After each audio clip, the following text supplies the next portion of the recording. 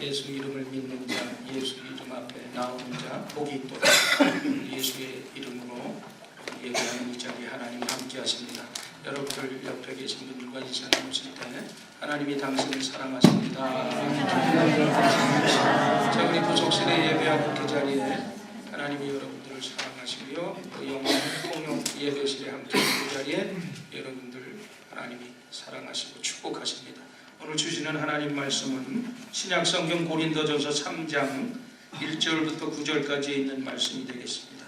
고린도전서 3장 1절부터 9절까지 우리 한 목소리로 합독하시겠습니다.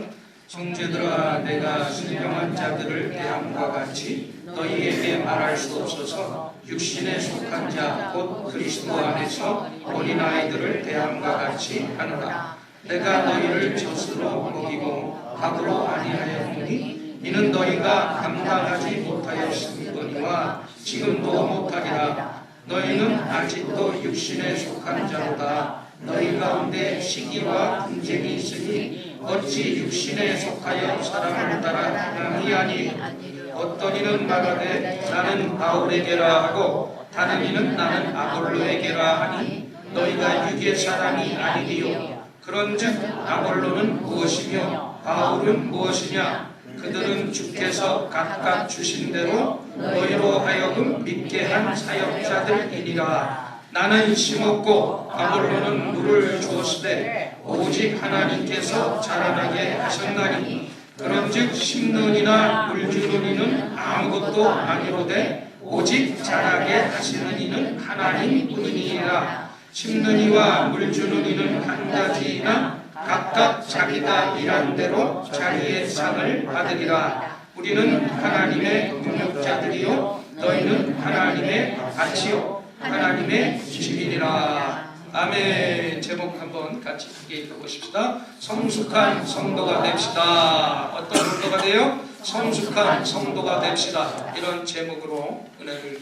나누겠습니다. 오늘 이 본문 고린도전서를 보면요, 이 고린도 교인들이 자기들이 선호하는 이 설교자들을 따라서 팔을 나누는 일을 아무렇지도 않게 여겼습니다.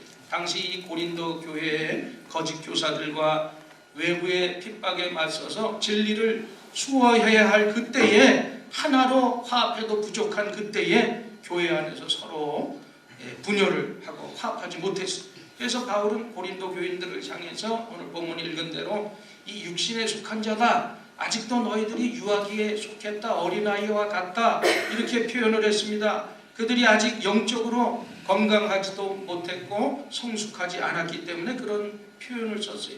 여러분, 미숙한 신자들은 종종 세상적인 가치관을 따라서 살아가고요, 또 자기 자신들의 욕망의 지배를 받습니다. 반면에 이 성숙한 신자들은 하나님의 요구에 좀 더 부합하는 삶을 살 수 없을까, 이렇게 노력하면서 삽니다. 그러면 우리가 예수 믿고 구원받아서 우리의 신앙이 정체되면 안 되고 자꾸 이 성장해서 성숙한 신앙인이 되어야 될 줄 믿습니다. 그럼 우리가 성숙한 신앙인이 되기 위해서는 어떻게 해야 되느냐? 오늘 본문 말씀을 근거로 해서 은혜를 나누기를 원합니다. 첫 번째로는 우리가 성숙한 성도가 되기 위해서 어떻게 해야 돼요? 말씀을 잘 받아야 돼요. 오늘 본문 1절 말씀이 말하잖아요. 같이 읽습니다. 형제들아, 내가 신령한 자들과 대함과 같이 너희에게 말할 수 없어서 육신에 속한 자 곧 그리스도 안에서 어린아이들을 대함과 같이 하노라. 이 바울이 고린도교의 성도들이 자신들이 아직도 신령한 자들과 같이 대할 수가 없다. 아직 너희들이 육신에 속했고 어린아이들 같기 때문에 내가 영적으로 너희들을 어린아이같이 대할 수밖에 없다. 이렇게 말하고 있어요. 이 어린아이들은요, 딱딱한 식물을 먹을 수가 없잖아요. 그래서 밥을 먹지 못하니까 뭘 먹어요? 젖을 먹여야 됩니다. 근데 이 고린도 성도들은 육신에 속한 자들로서 아직도 영적으로 연약해서 정상적인 음식을 먹을 수가 없어서 영적으로 이 젖을 먹일 수밖에 없다. 이렇게 말씀하고 있어요. 우리가 예수님 믿고 구원받았어요. 이것을 우리가 흔히 중생이다, 말 그대로 다시 태어났다는 거 아닙니까? 거듭났다. 또 바울 사도는 로마서에서 칭의, 의롭게 되었다. 다 같은 표현이에요.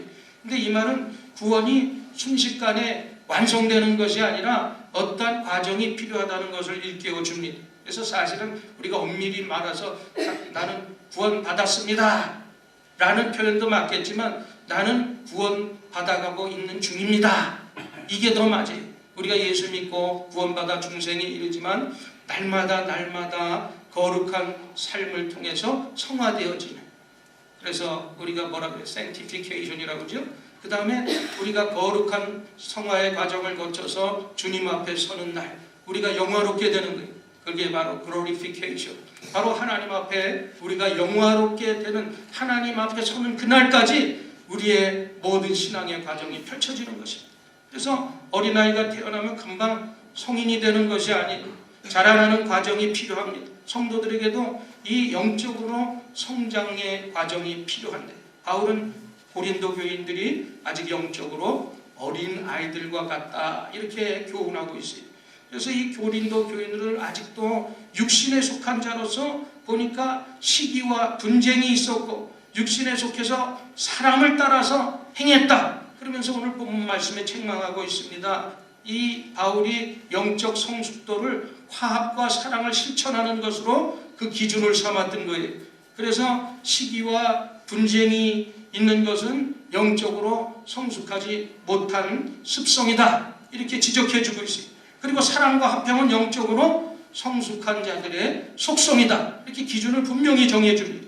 그래서 성도는 하나님의 자녀로서 하나님의 거룩한 성품을 따라서 행해야 되는 것입니다.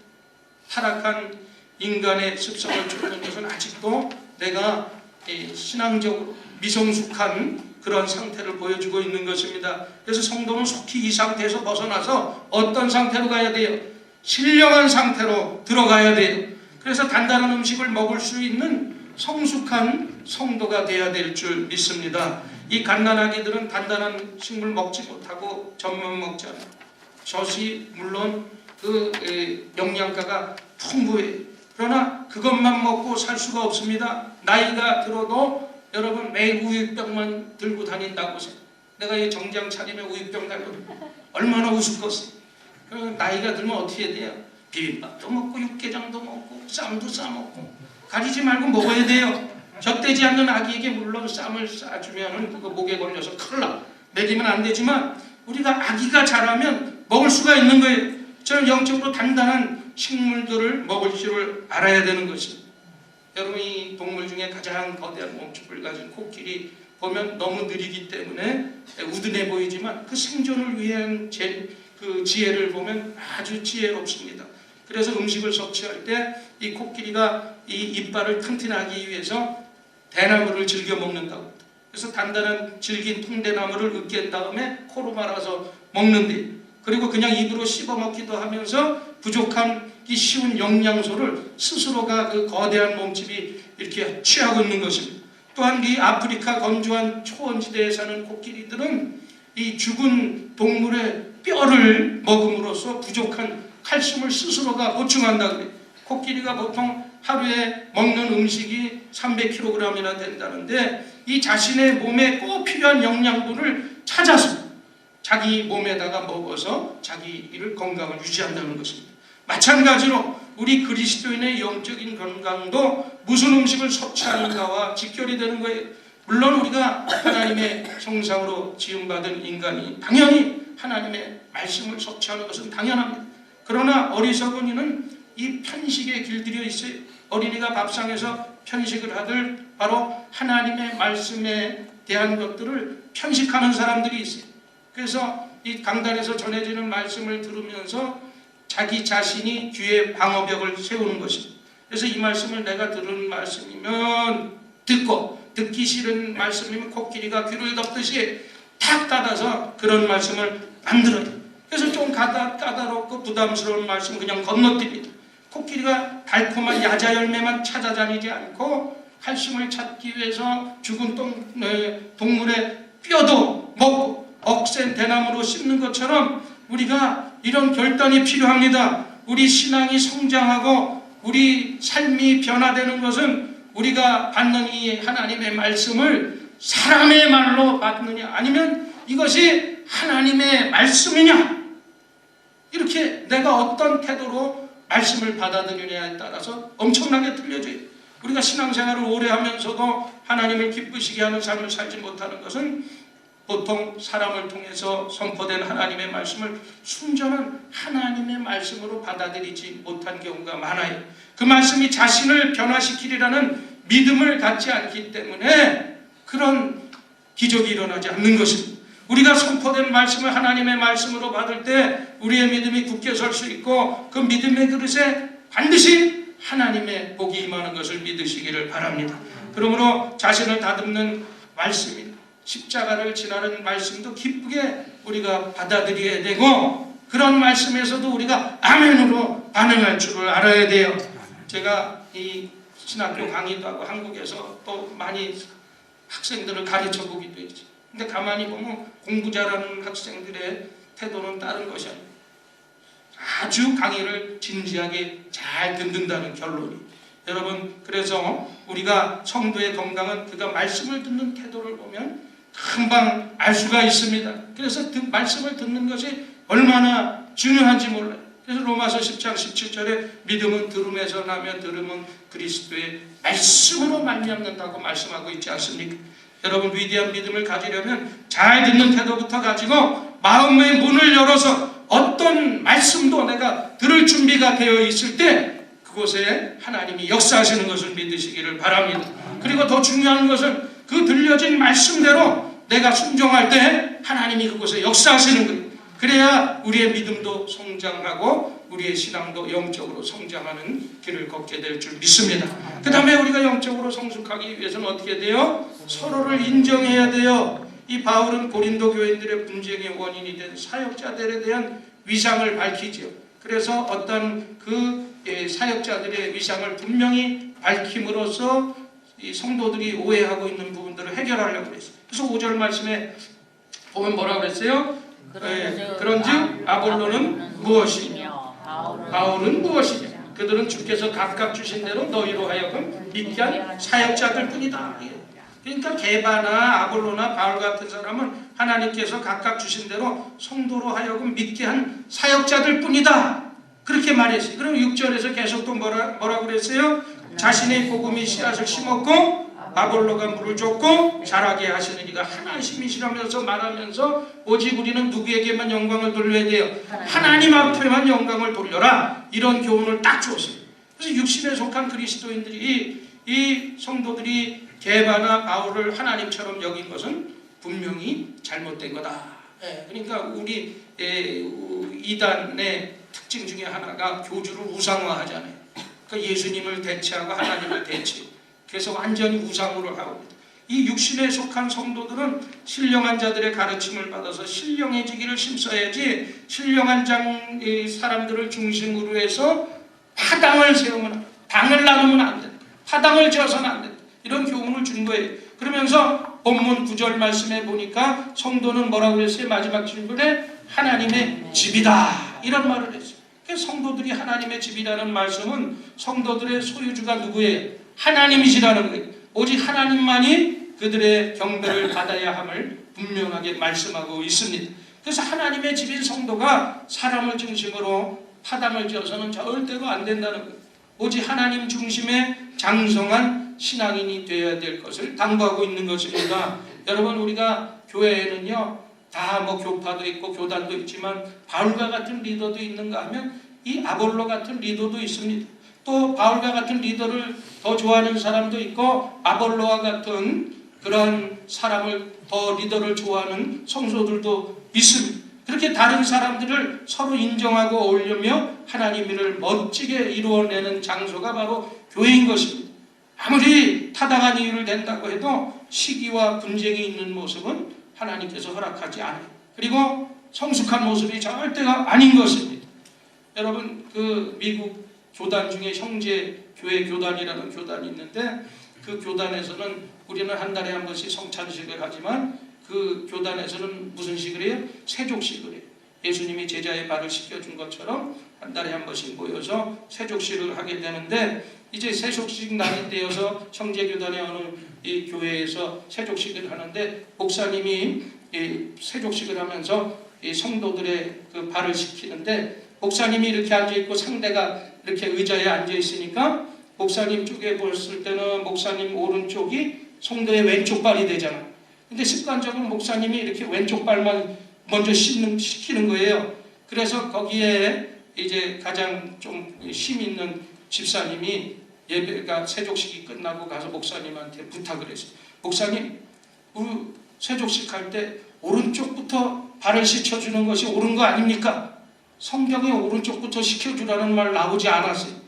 그런데 그런 거 성경에 어디 있습니까? 그래서 이렇게 건의를 드렸는데 다음 세족식 때 또 여전히 목사님이 세족식을 하는데 또 습관적으로 성도의 왼발을 시키는 거예요. 그랬더니 이제 이 선임 집사가 열딱지가 났어요. 그래서 사람들을 선동을 해서 주변에다가 교회를 세웠는데 그 교회 이름이 무슨 교회예요? 오른발 교회. 지금 아직도 있는지 모르겠어요. 몇 해 전까지만 진짜로 있었어요. 꾸며낸 얘기가 아니라. 이게 뭐 그렇게 중요한 얘기예요? 어떤 교회는 피아노를 사서 피아노를 강단 오른쪽에 놔야 된다, 왼쪽에 놔야 된다. 그러다가 싸워서 분쟁이 일어나서 교회가 갈라졌어요. 또 어떤 교회는 하나님을 당신이라고, 당신께서 우리가 기도할 때 그러잖아요. 당신이라고 부르는 게 옳다, 아니다. 또 갈라져서 싸웠다. 뭐 이렇게 너무 싸울 필요가 없는 둥글둥글하게 어디 성경에 그런 게 어디 있어? 그런 거 가지고 싸워. 어떤 교회는 야외를 가는데 김밥을 싸야 된다, 샌드위치를 싸야 된다. 여성교회에서 그러다가 갈라졌대. 그게 뭐가 중요해? 둘 다 싸가면 되지. 여러분 가정에서도 마찬가지예요. 서로 인정하고 배려해야 돼요. 옛날에 서울 청각과 경상도 처녀가 결혼을 했어요. 그래서 그 남편이 아내한테 얘기해요. 우리 국수나 끓여 먹자. 그러니까 경상도 처녀, 국수가 먹고 국시지. 국수 중에 국시야. 서로 싸웠어요. 국수야, 국시요. 결국에는 이거 안 되겠다. 이장님한테 가서 물어보더라고요. 이장님, 국수가 맞습니까? 국시가 맞습니까? 국수. 그러니까 이장님이 재료에 따라 다르다는 거예요. 그래서 국수는 밀가루로 만들었고 국시는 밀가리로 만들었다. 그러니까 또 궁금해요. 그럼 밀가루가 뭐고 밀가리가 뭡니까? 밀가루는 봉투에 담은 거고 밀가리는 봉다리에 담은 거. 그럼 봉투는 뭐고 봉다리는 뭡니까? 봉투는 기계로 찍은 것이고 봉다리는 손으로 만든 것이고. 그냥 너무 세세하게 따질 필요가 없어요. 이 세상의 모든 일은 다 그거야. 우리는요 그리스도 안에서 모두 다 한 형제 한 자매인 것을 믿으시기를 바랍니다. 그런데 이 고린도 교인들은 자신들의 신령한 은사를 자랑했지만 결정적인 미성숙의 징표가 있었는데 그게 바로 시기하고 분쟁하는 거예요. 왜 그런 시기와 분쟁이 있었는가? 그 원인은 딱 한 가지예요. 십자가의 원리를 모르고 자기만 생각했기 때문에. 남은 배려하지 않고 인정하지 않고 남의 옳다 남의 옳다 이런 거예요. 그래서 고린도전서의 대주제는 딴 게 아니에요. 십자가예요. 그리고 성공적이고 복된 교회의 원리도 다른 게 아니라 십자가가 바로 성공의 원리인 것입니다. 무슨 일을 하든지 여러분 그래서 우리가 받기만 좋아하고 자기 생각만 하는 이기주의에 빠지지 마시고 항상 남을 배려하고 인정해주는 상대방의 입장에서는 그것이 바로 우리 신앙인에게 필요한 것입니다. 이 성숙한 삶의 징표는 어떤 은사를 가지고 있느냐 그것이 중요한 것이 아니에요. 내가 얼마만큼 십자가의 정신, 희생의 정신을 가지고 신앙하느냐 이것이 중요한 것입니다. 우리 종종 부모님들 그러잖아요. 자녀들이 너 밖에 나가서 절대 있지 마. 너 시기 맞고 들어오면 죽어. 이렇게 더 나가서 양보와 희생을 어리석은 일이라고까지 가르치는 그런 부모들도 있어요. 이런 집안에서는 절대로 인물나지 않습니다. 양보와 희생할 수 있는 것은 능력이에요. 양보와 희생이 사실은 리더의 자질입니다. 많이 배웠음에도 불구하고 설득력이 떨어지는 이유가 뭔지 아십니까? 그것은 다른 것이 아니에요. 희생이었기 때문에. 말은 그럴듯하게 잘하는데 희생과 양보가 없으니까 절대로 사람들의 마음을 움직일 수가 없어요. 그러면 누가 희생할 수가 있느냐? 하나님의 축복으로 인해서 희생할 것을 가지고 있는 사람. 하나님께서 우리에게 왜 많은 것 주신 줄 알아요? 여러분에게 왜 건강을 주시고 똑똑한 머리를 주시고 재능을 주시고 은사를 주신 줄 알아요?